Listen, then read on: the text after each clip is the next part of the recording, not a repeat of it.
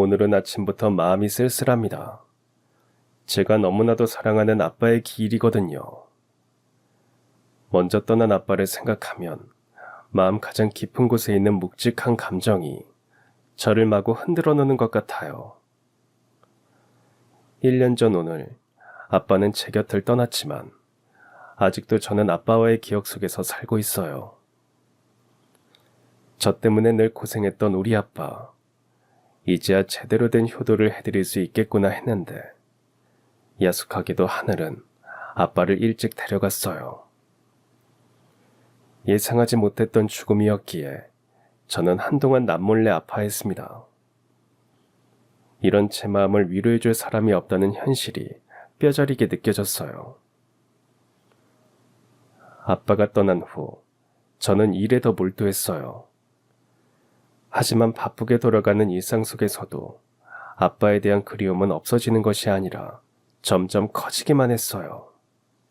아빠의 기일이 다가올수록 괜히 쓸쓸한 기분이 들고 마음이 더 허전하더군요. 당장이라도 아빠를 만나고 싶은 마음에 연차를 내고 납골당에 가기로 했습니다. 옷장을 열어 입고 갈 옷을 눈으로 훑었어요.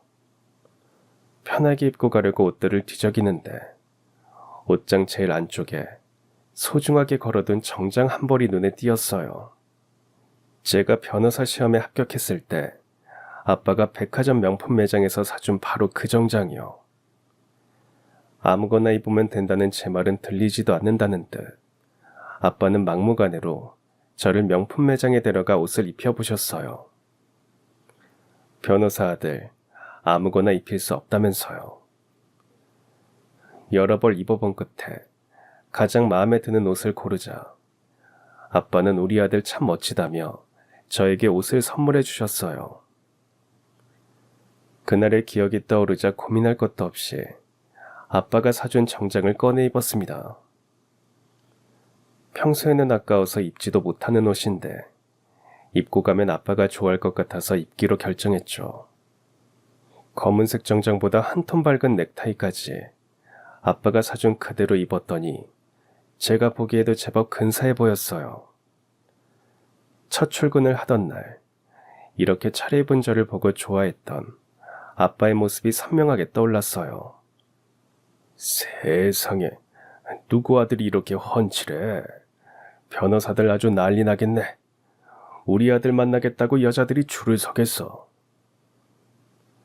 아빠, 진짜 그만 좀. 아빠만 그렇게 생각한다니까. 이것도 벌써 5년 전 기억이네요. 시간이 어찌나 빠른지 어느덧 저도 신입티를 벗은 5년차 변호사가 되었어요. 이제는 스스로 꽤 괜찮다고 봐줄만 하다고 그렇게 생각하며 살고 있는데 정작 제 옆에는 아빠가 없네요. 또 순간 울컥한 마음이 들었지만 오늘만큼은 울지 않겠다고 다짐하고 집을 나섰습니다. 살아있을 때도 비가 오면 비가 온다고 걱정, 눈이 오면 눈이 온다고 걱정, 제가 밖에 나갈 때면 온통 걱정만 했던 아빠는 하늘에서도 제 걱정만 하고 있는지 오늘은 하늘이 참 파랗네요. 아빠의 납골당은 집에서 2시간 안 걸리는 곳에 있어요. 원래는 제가 살고 있는 지역에 모실까 하다가 아빠가 늘 이야기했던 아빠의 고향에 모시는 게 좋을 것 같다는 생각이 들어서 그렇게 결정했어요. 비록 거리가 있어서 마음만큼 자주 오진 못하지만 아빠를 닮은 고즈넉한 풍경을 보고 있노라면 도시에서 태어난 저도 이곳에 오면 마음속 고향에 온 것처럼 평온해집니다. 납골당에 마지막으로 온 게 벌써 5개월 전이네요. 바쁘다는 핑계로 자주 오지 못해서 속상한 마음이 드네요. 아빠는 5개월 전 그 모습 그대로예요. 활짝 웃고 있는 아빠의 사진을 보니 우리 아들 왔어 하며 저를 반기던 그 목소리가 귓가에 생생하게 들리는 것 같아요. 아빠 잘 지냈어? 나 보고 싶어서 가만히 있기 힘들지. 나 지난주에 큰 사건 하나 마무리했어. 어려운 사건이었는데 잘해서 이겼다? 칭찬해주고 싶어서 미치겠지? 이렇게 한줌째가 되어 유골함 안에 있는 아빠를 보니 아빠와 함께 보낸 34년의 세월이 파노라마처럼 펼쳐집니다. 남들이 보기에 유난이라고 생각할지 어떨지 모르겠지만 아빠와 저는 누구보다 애틋한 부자 사이예요. 저는 태어났을 때부터 엄마가 없었어요. 기억이 남아있는 어렸을 때부터 저에게는 아빠밖에 없었기 때문에 엄마가 없다는 게 이상한 일인 줄 몰랐어요. 생각해보면 아빠는 제가 혹시라도 엄마의 빈자리를 느낄까봐 더 열심히 저를 챙겼던 것 같아요. 아무것도 모르던 시절을 지나 초등학생이 되면서 저는 엄마의 부재를 느끼기 시작했어요. 주변 친구들은 늘 엄마 이야기를 하며 자랑할 때마다 저는 아무 말도 할 수 없었죠. 대신 아빠 이야기를 하는 저에게 너는 엄마가 없냐며 놀리는 아이들도 있었고요. 지금 생각해보면 그런 걸로 놀리는 애가 잘못된 건데 괜히 아빠한테 짜증을 냈죠. 아빠는 한 번도 저에게 엄마 사진을 보여준 적이 없었어요.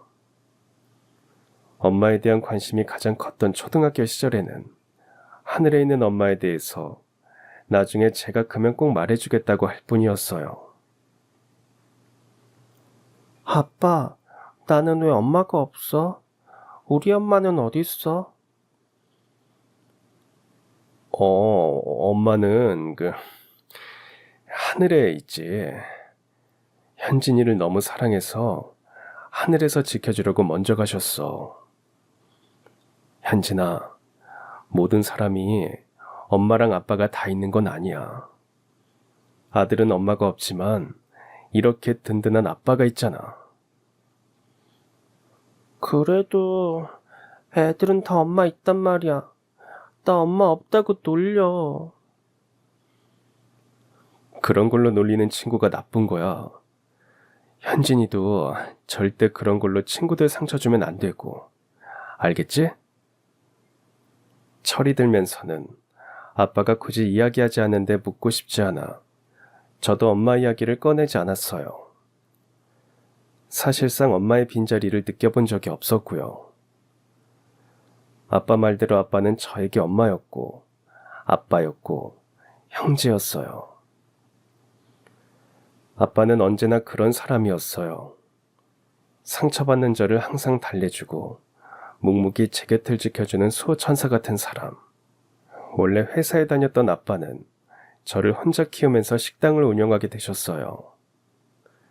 원래도 솜씨가 좋았던 아빠의 식당은 동네에서도 꽤 맛집으로 소문이 났죠.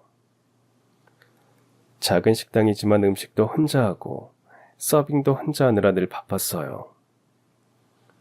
하지만 제가 운동회를 하거나 소풍을 가거나 학교에서 무슨 행사가 있다고 하면 무조건 가게 문을 닫고 도시락을 싸서 저를 따라다니셨어요. 다른 어떤 친구들의 도시락보다도 아빠가 만들어준 도시락이 가장 화려했고 맛도 훌륭했어요. 친구들도 제 도시락을 부러워할 정도라 아빠 덕분에 제 어깨가 한껏 올라갔었어요. 저는 아빠에게서 넘치는 사랑을 받으며 자랐어요. 그 사랑이 너무 커서 제가 노력하지 않아도 느껴질 정도였죠. 자라면서 부모가 모두 다 있다고 해서 전부 행복한 것은 아니라는 사실을 자연스럽게 알게 되었고, 아빠가 얼마나 대단한 사랑을 주는 사람인지 말하지 않아도 느낄 수 있었습니다. 아빠는 언제나 저를 믿어줬고 지지해줬어요. 친구들의 부모님처럼 공부하라고 강요하지도 않았고, 제가 행복하게 할 수 있는 일을 찾아서 하면 된다고 늘 말씀하셨죠. 그래서 고민을 많이 했어요. 제 미래에 대해서요. 어느 날 TV를 보는데 억울한 사람을 변호해주는 변호사의 존재를 알게 됐고, 그런 사람이 되면 좋겠다는 막연한 꿈을 가지게 되었어요. 아빠가 자랑스러워할 수 있는 훌륭한 사람이 되고 싶었거든요. 공부하면서 알게 됐지만 변호사는 연봉도 꽤 높은 직업이었어요. 원하는 꿈을 이루고 돈도 많이 벌어서 아빠에게 효도할 날을 생각하며 저는 더 열심히 공부했어요. 제 열정을 발견한 아빠는 제가 다른 걱정하지 않도록 뒤에서 열심히 서포트해 주셨어요. 부족한 과목이 있으면 과외를 시켜주셨고 밤늦게까지 독서실에서 공부하는 저를 위해 하루도 빠짐없이 데리러 와주셨죠. 영양소가 골고루 갖춰진 도시락도 언제나 제 손에 쥐어주셨고요. 아빠의 헌신적인 노력 덕분에 저는 법대를 우수한 성적으로 졸업하고 바로 로스쿨에 진학했어요. 성적 덕분에 로스쿨에서는 장학금을 받으며 공부할 수 있었어요. 장학금을 받는다는 소식에 기뻐서 아빠에게 자랑했더니 아빠는 무척 기뻐하시면서 한 가지 제안을 하셨어요. 제가 받은 장학금을 형편이 어려운 친구에게 양보하면 어떻겠냐고요. 제 학비는 아빠가 충분히 감당할 수 있다고 하시면서요. 사실 장학금을 받아서 아빠의 부담을 덜어드리고 싶었지만 언제나 다른 사람을 생각하는 아빠의 선한 마음을 알기에 저는 장학금을 양보하기로 했습니다. 대신 로스쿨을 졸업하면 바로 시험에 합격하겠다는 일념으로 열심히 공부했죠. 그것만이 보답이라고 생각하면서요. 그렇게 로스쿨을 졸업했고 그 다음 해에 변호사 시험에 합격할 수 있었습니다. 당연하게도 아빠는 저보다 더 저의 합격을 기뻐하셨어요. 그러고는 그냥 넘어갈 수 없다며 동네 친한 상인분들을 다 불러 모아 식당에서 잔치를 벌이셨습니다. 평소 술을 전혀 하지 않는 아빠도 그날은 얼큰하게 취하셨죠. 아빠가 좋아하는 모습을 보니 정말 행복했어요. 아빠는 저에게 튼튼한 나무였고 저는 아빠의 나무에 꽃을 피우는 희망이었습니다. 아빠가 없는 삶은 상상조차 할 수 없었어요. 그날 밤 모두가 떠난 식당에서 아빠는 홀로 눈물을 흘리고 있었어요. 현진아, 아빠는 이제 더 바랄 게 없다. 현진이가 원하는 삶 살면서 행복하면 그걸로 됐어. 이제는 아빠도 마음이 놓이는구나. 아빠도 참, 왜 바랄 게 없어. 그동안 나 뒷바라지하느라 쓴 돈이 얼만데. 그거 내가 다 갚아줄 거니까 기다려. 내가 해외여행도 많이 보내줄 거야. 알겠지? 그러니까 지금부터 운동 열심히 하고 건강 챙겨야 돼. 그래, 내 아들. 무슨 일이 있어도 너는 내 아들이야. 술 기운에 감정이 북받쳤는지 아빠는 조용히 눈물을 훔치셨어요. 당시 아빠가 우는 모습을 봤을 때는 제가 변호사가 된 게 정말 기쁜가 보구나 하고 생각했어요. 제가 공부하는 동안 아빠는 제 뒤에서 저보다 더 고생하셨으니까요. 그래서 그때는 아빠가 흘린 그 눈물의 의미를 정확하게 알지 못했습니다. 아빠는 언제나 베풀 줄 아는 사람이었어요. 식당을 운영하면서 바쁜 와중에도 어려운 이웃을 위해 무료 도시락을 제공하는 일을 꾸준히 하셨어요. 매주 일요일은 유일하게 아빠가 쉬는 날이었는데 그날도 쉬지 않고 언제나 봉사활동을 다니셨어요. 제가 두 돌이 지났을 때부터 다니셨다고 들었는데 저를 옆집에 맡겨두고 다녀오실 만큼 봉사에 진심이셨죠. 한참 자라면서 저도 아빠가 어디에서 어떤 봉사를 하는지 궁금했어요. 저도 아빠를 따라가서 봉사활동을 하고 싶었지만 그럴 때마다 아빠는 늘 핑계를 대면서 저를 한 번도 데려가지 않으셨죠. 단 한 번도요. 언제 어디서나 저랑 함께였던 아빠였지만 그곳만은 데려가 주지 않으셨어요. 저도 자라면서 저만의 작은 사회생활이 생기면서 아빠의 봉사활동에 대한 관심은 줄이게 됐어요. 제 관심이 떠난 후에도 아빠는 돌아가시기 전까지 무려 30년이 넘는 세월 동안 매주 일요일이 되면 봉사활동을 다니셨어요. 제 기억에 저에게 무슨 일이 있지 않은 이상 아빠는 단 한 번도 일요일 봉사활동을 거르지 않으셨어요. 제가 사회인이 되면 언젠가는 아빠를 따라서 꼭 봉사활동을 가야겠다고 그렇게 다짐했지만 갑자기 아빠가 돌아가시게 되면서 그곳에 대해서는 영영 알 수 없게 되어버렸죠. 이럴 줄 알았다면 어떻게든 졸라서 가보는 건데 아빠를 추억할 수 있는 장소를 하나 놓친 것만 같아 아쉬운 마음이 들었어요. 아빠가 돌아가시고 혹시나 싶어 휴대폰을 확인해봤지만 휴대폰에는 정말 저에 대한 것들만 가득했어요. 마음이 아파 휴대폰은 끝까지 못 보고 아직 보관 중이지만요. 그러고 보면 아빠는 나한테 은근히 비밀 많았던 거 알아? 우리 사이에 뭘 그렇게 숨겼어. 거기 뭐 아주 소중한 거라도 숨겨놨어. 말해봐. 말 좀 해주라고. 아빠가 저한테 비밀을 남기고 떠난 것 같아 어쩐지 섭섭한 마음이 들었어요. 약간의 원망을 담아 아빠를 가만히 쳐다보는데 등 뒤에서 제 어깨를 톡톡 치는 손길이 느껴졌어요. 누군가 다가오는 인기척도 못 느꼈는데 깜짝 놀랐죠. 반사적으로 뒤를 돌아보니 의외의 인물이 있었습니다.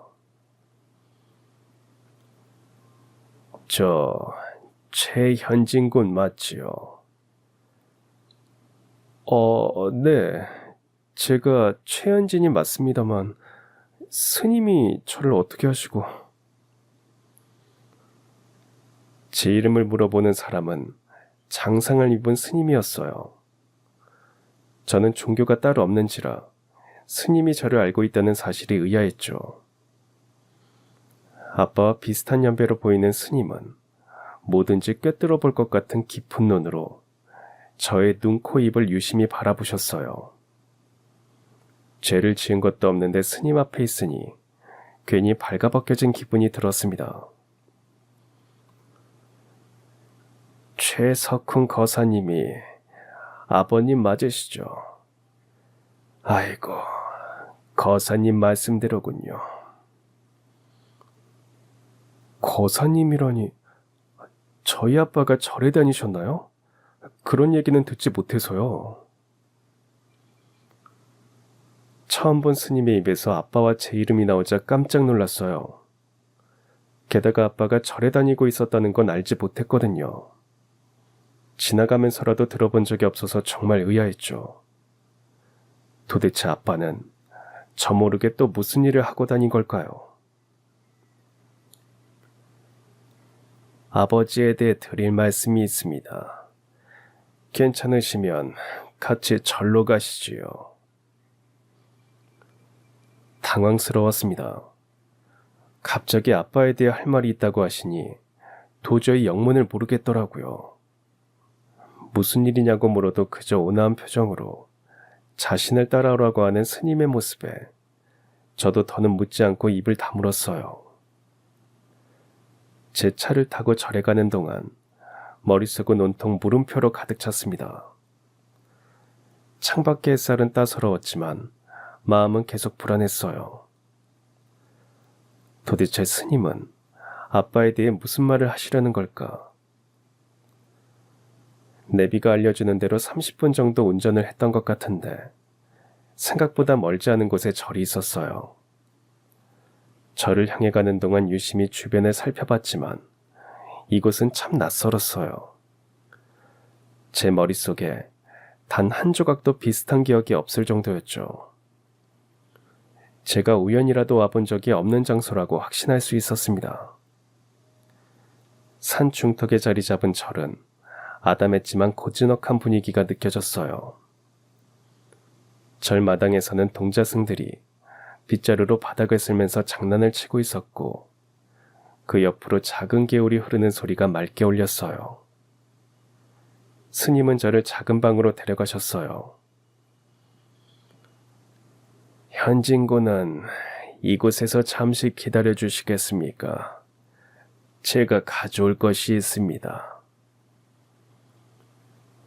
스님이 방을 나선 뒤에 어쩐지 조심스러운 기분으로 자리에 앉았어요.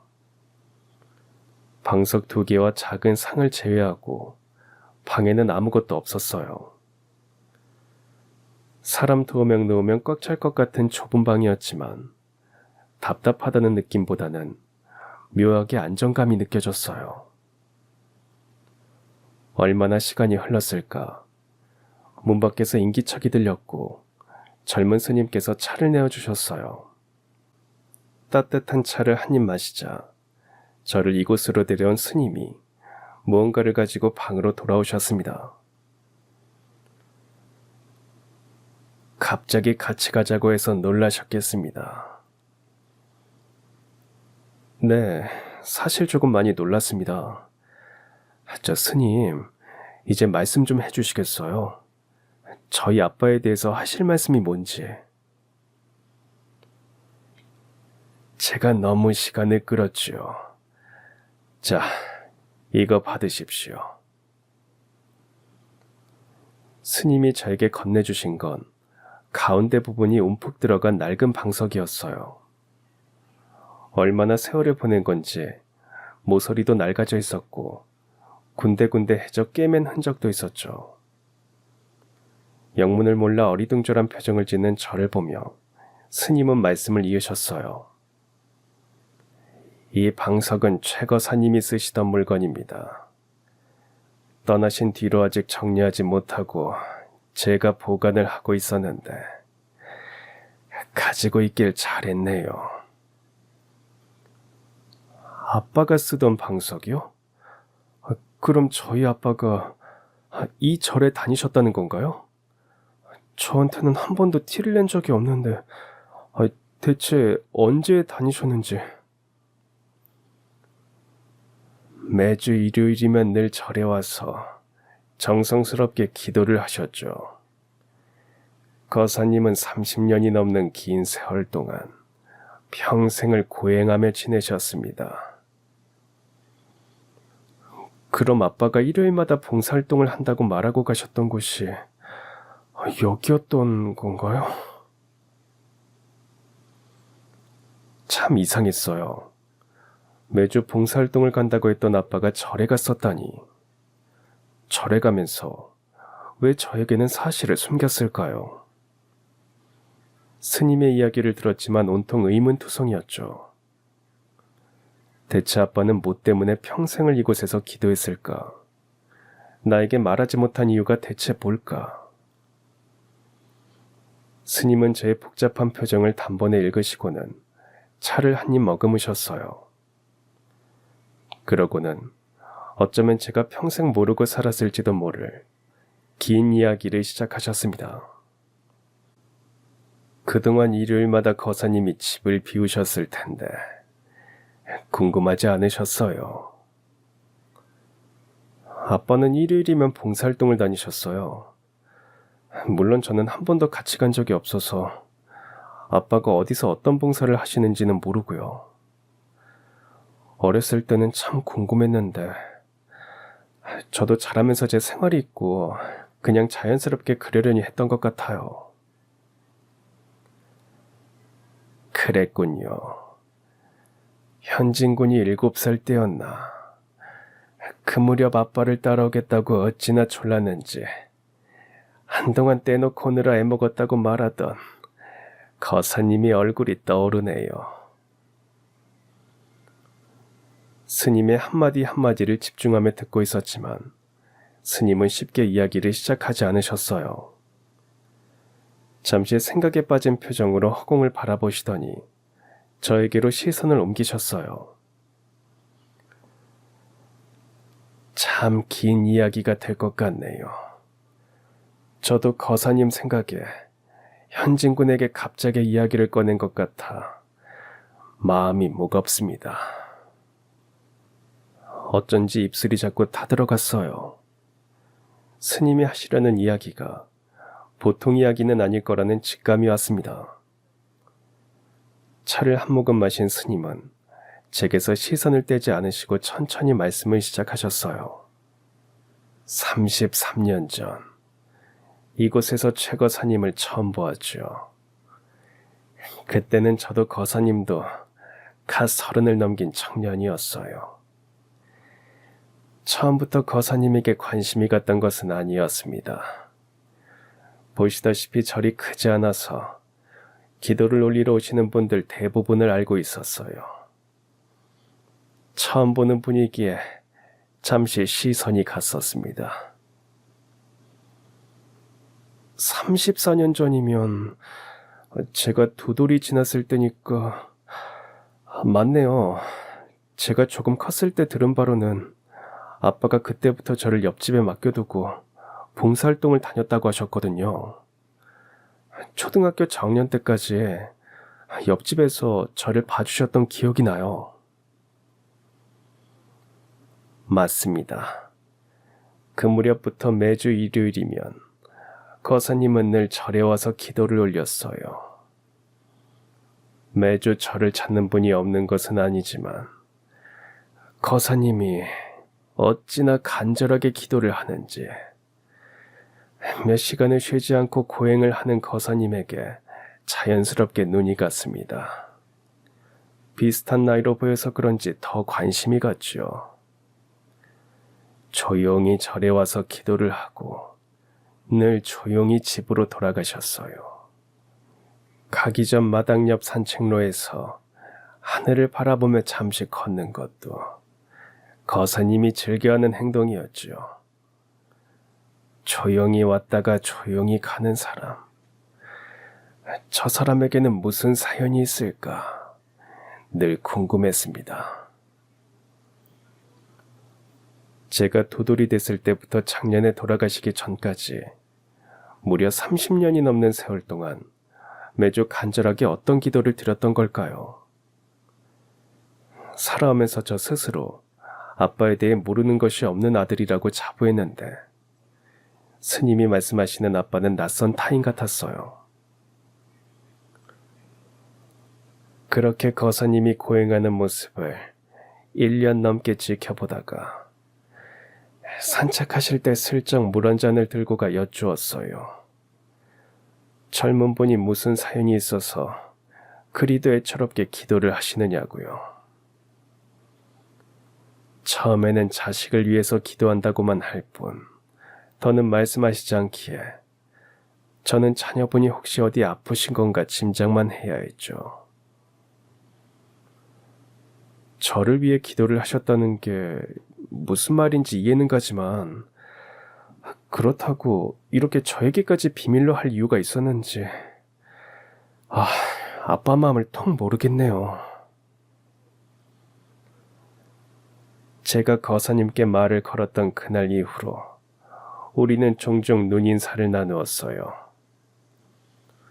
그날은 유난히 더운 날이었습니다. 거사님이 기도를 마치고 집에 가려고 법당을 나서는데 거짓말처럼 거센 빗줄기가 쏟아졌어요. 대책 없이 퍼붓는 빗줄기를 바라보며 저와 거사님은 법당 앞에 잠시 비를 피할 요량으로 잠시 앉아 있었습니다. 서로 말없이 앉아 있었는데 옆을 보니 거사님이 눈물을 흘리고 있었어요. 그리고 옆에서 조용히 자리를 지킨 저에게 거사님이 자신의 이야기를 털어놓으셨지요. 스님의 말에 심장이 덜컥 내려앉았어요. 드디어 제가 알고 싶었던 아빠의 비밀, 아빠가 저에게까지 숨기며 매주 저를 찾았던 그 이유를 알 수 있을 것 같았거든요. 순간 참 이상한 마음이 들었어요. 너무나 알고 싶지만 한편으로는 모르고 싶은 마음, 두려움인지 무서움인지 모를 감정이 저를 자꾸만 제 심장을 요동치게 만들었습니다.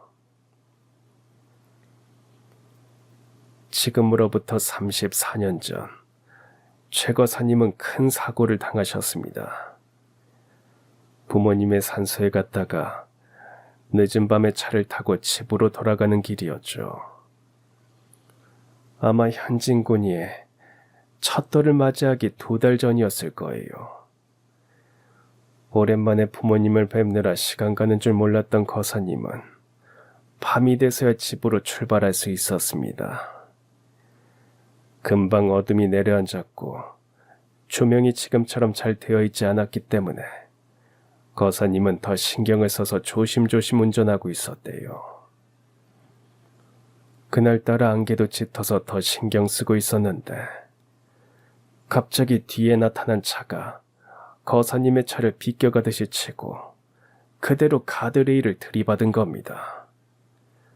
거사님의 차도 충격으로 미끄러졌지만 다행히 브레이크를 제 타이밍에 밟은 덕에 큰 사고는 피할 수 있었답니다. 놀란 거사님은 구급대와 경찰에 신고를 했고 가해 차량이 걱정돼서 사고 차량으로 다가갔으나 차는 이미 심하게 구겨진 상태였고 운전자는 피를 많이 흘린 상태로 핸들 쪽에 쓰러져 있었다고 했어요. 후에 경찰에게 들은 바로는 가해 차량 운전자는 졸음운전을 하고 있었다고 합니다. 그 상태로 앞에 있던 거사님의 차를 갑자기 발견하고 깜짝 놀라 피하려다가 그대로 가드레일을 들이받은 것 같다고 했다더군요. 몰랐어요. 아빠가 그렇게 큰 사고를 겪으셨을 줄은. 그동안 저에게 한 번도 그런 이야기를 하신 적이 없었거든요. 아마 현진 군에게는 이야기할 수 없었을 겁니다. 운전자석 옆을 보니 동승자가 있었답니다. 여자분이 몸을 웅크리고 있었대요. 차가 부딪히면서 머리를 다친 건지 의식이 없어 보였다고요. 차에서 끌어내야 할 것 같은데 안에서는 아무 대답이 없고 답답한 마음에 발만 동동 구르고 있던 그때 다행히 구급차가 도착을 했답니다. 구급대원들이 서둘러 안에 있던 남자와 여자를 차 밖으로 꺼내는데 웅크리고 있던 여자의 품 안에서 태어난 지 1년이 안 된 것 같은 작은 아기가 있었다고 합니다. 밖으로 나오자 아기의 울음소리가 들렸다고요. 스님의 표정은 미동도 없이 평온했지만 저는 숨이 턱하고 막혔어요. 갑자기 식은땀이 나면서 심장이 빠르게 뛰었습니다. 떨리는 마음을 진정시켜보려고 찻잔을 들었지만 오히려 손까지 덜덜 떨려서 잔을 그대로 내려놓아야 했습니다. 사고 현장에서 아기가 발견됐다는 이야기를 들은 순간부터 갑자기 심장이 미친 듯이 빠르게 뛰기 시작했습니다. 설마 아닐 거야. 그럴 리가 없어. 당시 차에 타고 있던 것은 부부와 아기였어요. 사고 후 남편은 그 자리에서 사망했고 조수석에 있던 아내는 아기와 함께 병원으로 실려갔다고 했어요. 거사님도 병원에 가서 검사를 받는 게 좋겠다는 구급대원의 말에 그들과 같은 병원으로 갔던 거죠. 병원에 도착했는데 아기를 보호하려고 몸을 웅크린 채로 발견된 아기 엄마의 상태가 심상치 않아 보였대요. 결국 제대로 손 써볼 틈도 없이 아내도 남편의 뒤를 따랐다고요. 그럼 그 아기는 어떻게 됐나요? 아기는 엄마가 필사적으로 보호한 덕분에 생명에는 지장이 없었습니다. 엄마가 어찌나 필사적으로 보호했는지 아기의 몸에는 상처 하나 없었다고요. 다만 그 아기는 부모를 잃게 된 거죠. 거사님이 당시 사건 담당 경찰에게 들은 바로는 사망한 부부에겐 마땅히 연락할 부모나 형제도 가까운 친척도 없었다고 해요. 그렇게 아기는 보육시설에서 보호를 받게 되었고요. 스님의 이야기를 들으면서도 그 아기의 정체가 저는 아니길 바랬던 것 같아요. 저는 아빠의 친아들이어야 하는데 그래야 아빠가 저한테 보였던 사랑과 희생이 설명이 되는데 제가 알지 못하는 진실이 무서웠어요. 바로 그 아기가 현진군 당신이에요. 그 아기가 저일 거라고 직감했지만 혹시나 하는 기대를 가지고 있었어요. 하지만 스님에게 진실을 들었을 때는 도무지 어떻게 반응을 해야 할지 모르겠더군요. 제 친부모가 죽었다는 사실보다 아빠가 제 친아빠가 아니라는 사실이 더 충격적이었습니다. 어떻게 절 아빠가 키우게 된 거죠? 그날 담당 경찰을 통해 현진군이 앞으로 보육시설에 간다는 얘기를 들었을 때 거사님의 마음에 아주 커다란 돌덩이가 내려앉은 것과 같았다고 했습니다. 집에 돌아와서도 온통 그 생각밖에 나질 않았대요. 10대의 어린 나이에 부모님을 모두 떠나보내고 홀로 살아갔던 거사님은 결혼 생각도 없이 일만 하고 살았습니다. 본인에게 가족은 더 이상 없는 존재라고 생각했다고. 그냥 조용히 살다가 조용히 가는 삶을 선택했다고요. 그런데 밤에 누우면 자꾸 현진군의 울음소리가 맴돌았답니다. 자꾸 그날 일이 꿈에 나왔고요. 그렇게 몇 날 며칠을 고민하다가 결국 담당 경찰에게 전화를 걸게 된 거죠. 마음이 여리고 자신보다 남을 생각하며 살았던 아빠. 결국 아빠의 여린 마음이 저를 외면할 수 없게 만들었던 거예요. 경찰에게 물어서 현진군이 있는 보육시설을 알아냈고 망설임 없이 곧장 그곳으로 갔대요. 참 희한하게도 같은 방에 누워있는 수많은 아기들 중에서 현진군을 한눈에 알아봤다고 해요. 그때 거사님은 자신이 이곳에 온 것은 운명이라고 느꼈답니다. 거사님은 시설 담당자와 긴 이야기를 나눈 끝에 현진군을 자신의 아들로 정식 입양하게 됐습니다. 현진군의 이름은 친부모님께서 지어주신 이름이라고 했어요. 호적에 적혀있던 한자, 어질현, 나아갈 친, 친부모님이 지어주신 이름의 뜻 그대로 어질고 지혜롭게 나아가는 사람으로 키우겠노라 다짐하면서요. 스님, 저는 이해가 가질 않습니다. 아빠는 이 사실을 왜 숨긴 걸까요? 지금의 저로서는 아빠의 마음을 도저히 모르겠어요. 제가 친아들이 아니라는 것을 알면 실망할까봐 그랬던 걸까요? 아니면 부모님이 모두 돌아가신 것을 알면 충격을 받을까봐 그랬던 걸까요?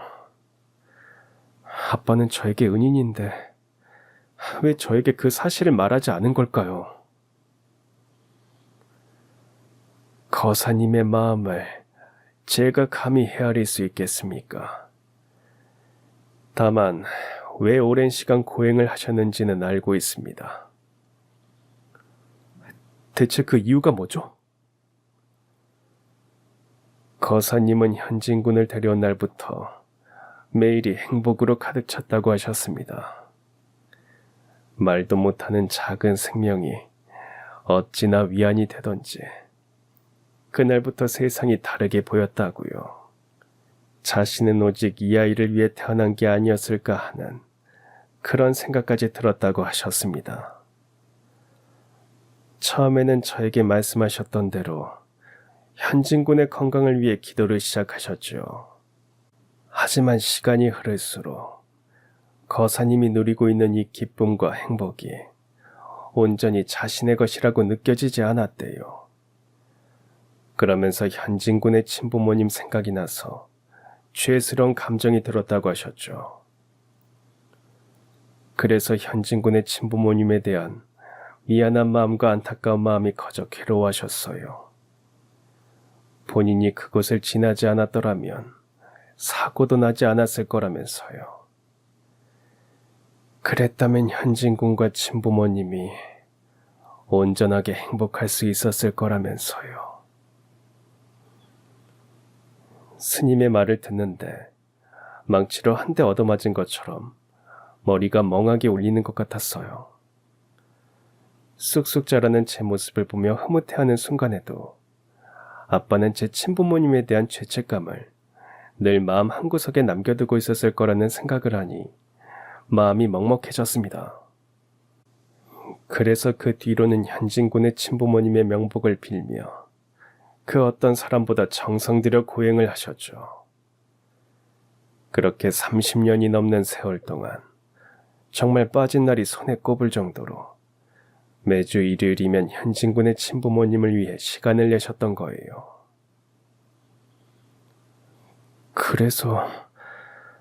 그래서 제가 따라가겠다고 할 때마다 그렇게 기를 쓰고 반대하셨군요. 아빠의 이상한 행동이 이제야 이해가 되네요. 거사님은 늘 현진군의 친부모님께 이야기를 전하셨어요. 현진군이 반장을 한 날, 친구들과 첫 물놀이를 간 날, 고등학교에서 1등한 날, 법대에 합격하고 로스쿨에 합격하고, 그리고 변호사 시험에 합격하고, 그 후 좋은 로펌에 곧바로 취업을 한 것까지. 현진군에 대해 아주 사소한 소식이라도 있으면 기도를 올리며 모두 전하셨지요. 덕분에 저도 현진군에 대해서는 아주 오래 봐온 친우의 아들처럼 느껴진답니다. 아빠는 대체 어떤 마음으로 이곳에 오신 걸까? 저에게 차마 말하지 못하는 그 심정이 얼마나 괴로웠을까요? 혼자서 얼마나 아팠을까요? 비가 와도 눈이 와도 거사님은 차로 이동할 수 있는 환경이면 무조건 저를 찾으셨어요. 그런데 그런 분이 한동안 모습을 보이지 않으셨죠. 정말 이상했어요. 저에게 말도 없이 그럴 뿐이 아닌데. 그렇게 2달이 지났고 걱정돼 거사님이 준 명함을 보고 거사님에게 전화를 걸었지만 당황스럽게도 없는 번호라고 나오더군요. 그 사이에 번호가 바뀐 걸까 고민하다가 명함에 있는 회사 번호로 전화를 했지요. 아빠 식당이 어려워지면서 정리하시고 빌딩에서 관리인으로 근무하셨거든요. 그 명함을 받으셨군요. 아빠 휴대폰은 돌아가시고 1달 정도는 살려뒀었는데 연락이 오는 것이 없어서 해지했거든요. 네, 전화를 드렸더니 관리부 직원이 받으시더군요. 거사님 계시냐 여쭈었더니 당황하시면서 거사님의 소식을 전해주셨어요. 가족의 연락처는 모른다고 하셨지만 다행히 납골당이 어딘지는 알고 계셨어요. 장례식장에서 들으셨다고. 그래서 제가 납골당에 찾아가게 된 겁니다. 그 후로 거사님이 생각날 때면 저도 홀로 납골당에 들러 거사님과 이야기를 나누다 오곤 했지요. 감사합니다, 스님. 저희 아빠를 잊지 않고 찾아주셔서 정말 감사해요. 그런데 거사님은 어쩌다가 아들이랑 해외여행 가야 한다고 운동도 열심히 하시고 늘 건강한 모습만 보여주셨는데 사고였어요. 정말 갑작스럽게 일어난 사고였죠. 비 오는 날이었는데 오랜만에 친구분들 만나서 즐겁게 놀고 집에 오시다가 과속된 신호위반으로 달리던 오토바이랑 사고가 났죠. 병원으로 바로 옮겨서 긴급수술까지 했지만 며칠 동안 의식 없는 상태로 중환자실에 계시다가 결국 아빠가 떠났던 순간을 이야기하자 저도 모르게 참았던 눈물이 터졌어요. 아무런 준비도 없이 갑자기 떠난 아빠는 저에게 마지막 한마디 유언도 없이 그렇게 가셨거든요. 저는 아직도 아빠를 제대로 보내지 못했나 봅니다. 그날만 떠올리면 아직도 감정을 주체할 수가 없어요. 어느 정도 마음이 진정되자 궁금증이 피어올랐어요. 스님은 대체 왜 나에게 이런 이야기를 하는 걸까? 아빠가 평생 나에게 말하지 않았던 이야기를 아빠도 없는데 이제 와서 왜? 도대체 왜 나를 더 혼란스럽게 만드는 걸까? 저 스님, 그런데 왜 저한테 이런 말씀을 하셨나요? 아빠는 저에게 거짓말까지 하시면서 이 사실을 감추었는데. 제 이야기에 스님은 슬며시 미소를 지으면서 품에 넣어두었던 봉투를 꺼내 저에게 주셨어요. 딱 보기에는 그냥 평범한 편지 봉투였죠. 그런데 편지 봉투의 다른 면에 사랑하는 아들 현진이에게라는 아빠의 글씨가 보였어요. 이 편지는 아빠가 저에게 쓴 편지가 분명했습니다. 많이 놀라셨지요. 처음 보는 스님이 주저리 기가 막힌 이야기만 꺼내서. 사실 거사님이 세상을 떠나기 전 저에게 말씀하신 게 있습니다. 사실 한 달 뒤가 현진군 친부모님의 기일이에요. 그래서 현진군 친부모님의 기일날 현진군과 같이 절에 와서 같이 기도도 드리고 직접 그동안의 이야기를 하시겠다고 말씀하셨죠. 그러더니 그 다음 주에는 대뜸 편지를 써왔다며 저에게 맡겨주셨어요. 얼굴 보고 바로 말할 자신이 없다며 혹시나 거사님이 망설이면 거사님 대신 이 편지를 현진군에게 전해달라고 하셨지요. 그럼 1년 전에 아빠는 저에게 이야기할 결심을 하셨던 거군요. 맞습니다. 하지만 편지도 이야기도 전하지 못한 채 거사님이 떠나버리신 거예요. 그 뒤로 책장에 곱게 보관해 두었던 이 편지의 존재를 저도 잠시 잊었답니다. 그런데 얼마 전에 책장 정리를 하다가 이 편지를 발견하게 되었어요. 현진군에게 꼭 전달하고 싶은데 전할 길이 없어 애만 태웠지요. 오늘은 거사님의 기일이기에 혹시나 현진군이 오지 않을까 싶어서 납골당에 찾아갔습니다. 오늘 만나지 못한다면 쪽지라도 적어놓고 오리라 마음먹었지요. 그런데 이렇게 만나서 얼마나 다행인지 모릅니다. 제가 전한 이야기 때문에 이미 마음이 혼란스럽겠지만 아버지의 진심이 담긴 편지를 읽으면서 거사님을 잘 헤아려 주셨으면 좋겠네요. 편히 읽고 나오세요. 저는 법당에 있겠습니다. 아빠를 대신해 저에게 긴 이야기를 해주신 스님은 저와 아빠가 남긴 편지만 두고 방을 떠나셨어요. 스님이 나가고 나니 갑자기 혼자 된 듯한 느낌에 휩싸였습니다. 오늘 들은 이야기의 충격이 아직 떠나지 않았는데 앞으로 저는 어떻게 살아가야 하는지 아빠의 사연을 알고 나니 마음이 더 버겁게 느껴졌어요. 저에게는 이 편지가 아무 말도 남기지 못하고 떠난 아빠의 유언이나 마찬가지였어요. 아빠의 흔적을 느낄 수 있어 좋으면서도 어떤 말이 담겨 있을지 무서웠죠. 한참을 편지 봉투만 만지작거리다가 용기를 내서 편지를 꺼냈습니다. 한눈에 봐도 정성스러운 글씨체로 아빠는 제게 하고 싶은 말을 꾹꾹 눌러 적으셨어요. 사랑하는 아들 현진아, 처음 너를 품에 안았을 때 그 작은 손으로 내 볼을 스치던 그 느낌을 아직도 기억한단다. 그날부터 너는 나의 전부였어. 나의 기쁨이고 행복이고 그 어떤 것과도 바꿀 수 없는 보물이었지. 내 품에서 근사하게 자라는 너를 볼 때마다, 개구쟁이처럼 무해하게 웃는 너를 볼 때마다 아빠의 마음속에는 행복과 동시에 죄책감이라는 감정이 피어났단다. 그날 밤 사고가 있던 날, 네가 탔던 그 차 앞에 내가 없었더라면, 그러면 너희 친아버지가 갑작스럽게 핸들을 꺾을 일은 없었을 텐데. 사고를 누가 냈느냐는 나에게 아무것도 중요하지 않았어. 나는 살았고 너희 친부모님은 돌아가셨다는 거, 그것만 늘 마음에 남았지.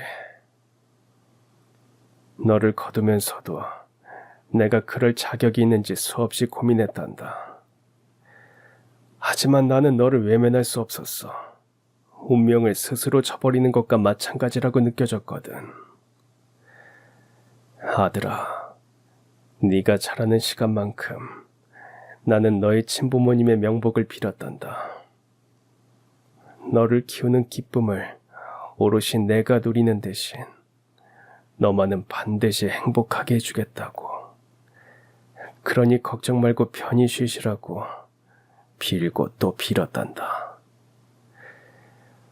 언젠가 내가 뒤따라가게 되면 그때 당당할 수 있게 현진이를 사랑으로 키우겠다고 그렇게 약속했지.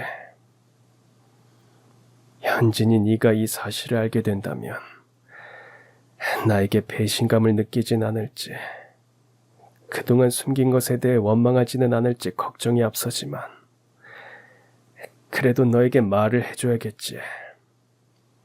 그것이 너를 낳아준 부모님에 대한 나의 도리라고 생각한단다. 이제는 너도 아빠의 마음을 이해할 수 있겠지. 진작 말했어야 했는데 아빠의 이기심 때문에 참 오랜 시간이 걸렸구나. 사랑하는 내 아들 현진아, 과거에도 지금도 그리고 미래에도 너와 내가 부자 사이라는 사실은 변하지 않을 거야. 나의 전부, 나의 아들. 이제야 고백하는 아빠의 마음을 헤아려 주길 바란다. 그리고 이 이름을 남은 평생 동안 마음속에 간직하렴. 이민서, 김지윤, 너를 낳아주신 부모님의 성함이다. 죽음의 순간까지 너를 살리려고 했던 친부모님의 그 마음을 꼭 기억하길 바란다. 내가 너의 줄기라면 너의 뿌리가 되어주신 두 분을 절대 잊어서는 안 된다. 이 고백을 끝으로 아빠도 이제는 죄책감에서 벗어나려고 해. 죄책감을 떨치고 남은 시간 동안 너의 따뜻한 미소를 보며 온전히 행복한 추억만 간직하고 싶구나. 맹세코, 단 한 번도 너를 내 핏줄이 아니라고 생각하면서 산 적이 없단다. 늘 그렇듯 아빠는 언제나 너의 뒤에 있을 거야. 이렇게 일방적으로 고백해서 미안하구나. 사랑한다, 현진아. 편지를 읽는 동안 자꾸만 시야가 흐려져 눈을 몇 번이나 감았는지 모르겠어요. 바보 같은 사람. 편지를 읽고 죄책감이 드는 건 오히려 저였어요. 애초에 저를 거둘 필요가 없었는데 마음 약한 아빠는 아무런 관계도 없는 저를 34년 동안 키워주신 거예요. 오늘에서야 존재를 알게 된 저희 친부모님도 분명 아빠에게 정말 고마워하고 있을 거예요. 세상 어느 누가 자신도 죽을 뻔한 사고를 겪었는데 본인은 살았으니 죽은 사람이 안 됐다고 온 평생을 다해 명복을 빌어줄 수 있을까요? 그런 사람이 제 아빠라는 것이 참으로 감사했습니다. 아빠의 편지에는 사실을 알고 충격받을 저에 대한 걱정과 미안함이 고스란히 묻어나 있었어요. 만약 아빠가 지금 제 곁에 있었다면 저는 아빠를 끌어안고 고맙다고, 저를 이렇게 사랑으로 키워줘서 감사하다고 전할 거예요. 제 입으로 그 말을 듣지 못하고 떠난 아빠가 너무 불쌍해요. 평생 혼자서 아무도 강요하지 않은 죄책감을 짓고 얼마나 마음이 힘들었을지. 스님이 주신 아빠의 방석이 처음과는 달라 보였어요. 이 낡은 방석 위에 긴 세월 동안 수없이 흘렸을 아빠의 눈물과 정성이 그대로 남아있는 것 같았어요. 제가 방에서 한참을 나오지 않아도 절에 있는 그 누구도 재촉하지 않으셨어요. 덕분에 저는 아빠의 마음을 오래도록 되새기며 깨달을 수 있었습니다. 제가 방에서 나왔을 때 법당에 가신다던 스님이 마침 돌아오셨어요. 현진군, 아버지와 대화는 잘 나눴나요? 네, 스님. 납골당에 찾아와 주셔서 아빠 이야기를 들려주셔서 그리고 아빠가 남긴 소중한 유산을 전해주셔서 정말 감사합니다. 표정을 보니 깨달음을 얻었나 보군요. 거사님이 하늘에서 흐뭇하게 바라보고 계실 것 같습니다. 현진군이 상처받을까봐 무척 걱정하셨었죠. 하지만 지금 이 표정을 보고 계신다면 아마 기쁨의 눈물을 흘리셨을 겁니다. 저도 그게 가장 사무칩니다. 직접 안아드리면서 감사하다고 말하고 싶었는데 혹시 이 방석은 제가 가져가도 될까요? 당연하지요. 거사님의 삶과 눈물 그리고 애정이 담긴 귀한 방석입니다. 부디 잘 간직해 주세요. 스님께 인사를 하고 집에 돌아와 아빠 방에 방석을 두었어요. 꼭 아빠가 있는 것만 같은 기분이 들었습니다. 그날은 아빠 방에서 잠이 들었어요. 정말 오랜만에 제 꿈에 나온 아빠는 제가 본 것 중 가장 행복한 미소를 짓고 계셨어요. 아빠 뒤에 흐릿한 형체도 있었는데 아마도 제 친부모님이었겠죠. 얼굴을 몰라 꿈에서도 형상을 떠올릴 수 없었나 봐요. 하지만 언젠가는 두 분을 만날 수 있는 날이 오겠죠. 스님을 만난 이후 저는 종종 아빠가 갔던 그 절을 찾습니다. 아빠가 온 마음 다해 기도를 드렸을 그곳에서 이제는 제가 기도를 합니다. 저를 위해 기도를 했던 그 마음을 잊지 않기 위해, 언제나 저를 걱정했던 그 마음에 감사하기 위해, 한결같이 저를 사랑했던 그 마음에 보답하기 위해서요. 그리고 또 하나, 아빠가 평생을 다해 명복을 빌었던 저의 친부모님을 위해서도 기도를 합니다. 아빠와 친부모님을 생각하며 저의 작은 정성이 남아 하늘에 닿길 바라며 간절하게 마음을 전해봅니다. 기도를 마치고 아빠가 걸었다는 산책로를 따라 걸었어요. 언뜻 들리는 바람소리와 풀벌레 소리가 제 마음을 평온하게 만들어주네요. 이래서 아빠가 이곳을 좋아했나 봐요. 하늘을 올려다보니 구름 한 점 없이 깨끗합니다. 저 하늘 어딘가에서 아빠와 제 친부모님이 저를 지켜보고 있을 거라는 생각을 하니 어쩐지 하늘이 더 포근하게 느껴집니다. 저를 지켜보고 있을 세 분을 위해, 저를 지키기 위해 썼던 세 분의 희생이 헛되지 않도록 저는 앞으로도 열심히 살아가려고 합니다. 그것이 세 분의 사랑 덕분에 남겨진 제가 할 수 있는 가장 큰 보답이니까요.